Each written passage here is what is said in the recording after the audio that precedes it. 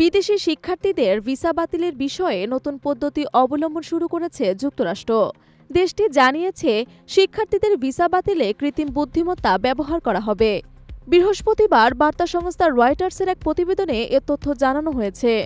প্রতিবেদনে বলা হয়েছে, যেসব ব্যক্তিকে ফিলিস্তিনের স্বাধীনতাকামীদের সংগঠন হামাসের সমর্থক বলে মনে করা হবে, তাদের ভিসা বাতিল করবে মার্কিন পররাষ্ট্র মন্ত্রণালয়। মার্কিন সংবাদ মাধ্যম এক্সিওস এ তথ্য জানিয়েছে।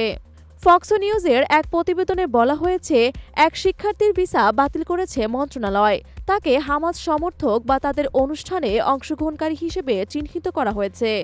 মন্ত্রণালয়ের ঊর্ধ্বতন কর্মকর্তাদের উদ্ধৃত করে এ তথ্য জানানো হয়েছে।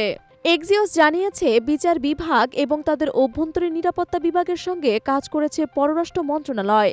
তবে এ বিষয়ে সরাসরি কোনো মন্তব্য করেনি পররাষ্ট্র মন্ত্রণালয়।